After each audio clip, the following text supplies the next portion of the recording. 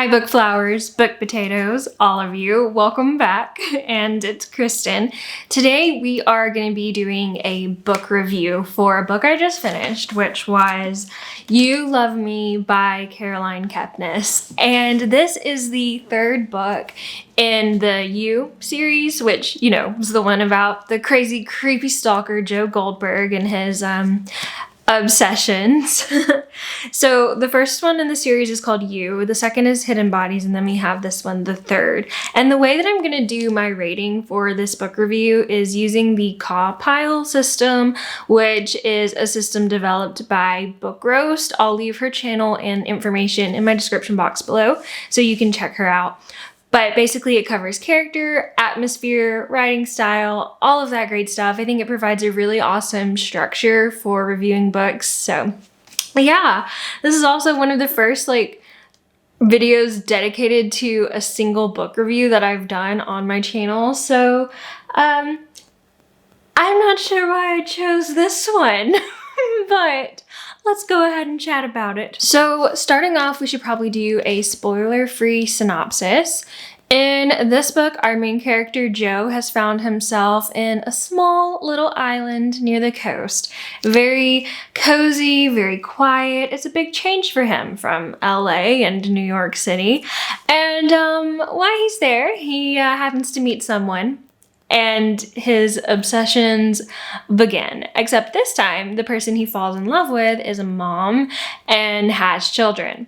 And so while he's struggling with not being able to be with his own child, he also is kind of struggling with finding his place within this woman's family. And so a big part of the plot centers around the fact that the woman that he loves is married and has a child, and being with her has difficulties. In fact, I would say that aspect of the book, along with the fact that, you know, Joe's past is coming up at every corner, serves as a source of conflict for the novel. Now, let's go ahead and hop into the CAWPILE rating for this book. So starting off with the characters, I would say that this book gets the highest rating in characters. Out of a scale of 0 to 10, I would give it a 7 because of the character of Joe Goldberg. He is the reason that I love these books. I mean, he is, do not get me wrong, he's a sociopath and he does things that are horrible and no good at all. However, he's so nuanced and complicated, and in this book he's trying to do better. I don't justify any of his actions. However, being inside his brain is very interesting because it's like a constant battle between obsession and stalking and love. And that's just interesting. The other characters, side characters, etc., are not super well fleshed out. I kind of felt like they were all just very stereotypical. And Joe's love interests are all the same. So this one, even though she's a mom, is still also a book nerd and all of that. But it didn't bother me. All right, talking about the atmosphere of this book, I really enjoyed it. So on a scale of 0 to 10, I gave this book a 6 for atmosphere. I really liked seeing Joe in such a quiet, peaceful, small town environment. And it was funny because his neighbors would be so nosy and get on his nerves. And it also was funny because of the atmosphere, no one locks their doors, which you can imagine made some of Joe's infamous habits quite more difficult, quite more easy to accomplish. Going off of the writing of this book, I would give it a 5. I love this stream of consciousness style, but if you're thinking about writing style on a scale of conversational to really lush, I mean, this is just different. So I wasn't honestly sure how to rank it because it's all stream of consciousness from Joe's mind. And because of that, it's all over the place and often quite vulgar. But I still think it's good. It's just not traditional and it's really hard to rank. Going off of the plot of this story, I gave it a 4. I thought that this plot was a little bit less interesting and slower than the other aspects of plot in the other books.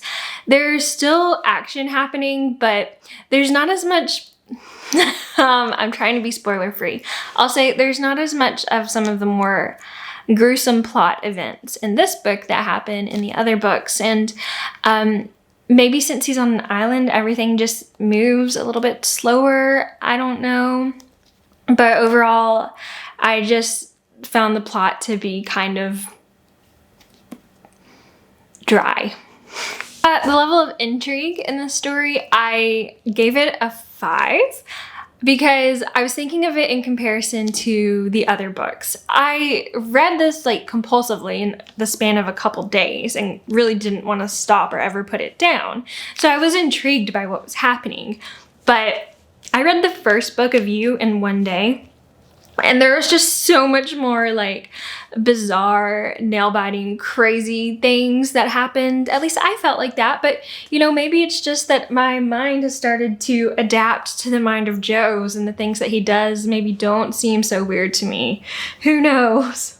All right, the last two aspects I'm going to talk about are logic and enjoyment. So the logic of this book was fine. I didn't see any glaring plot holes, so I gave it a 6 for that.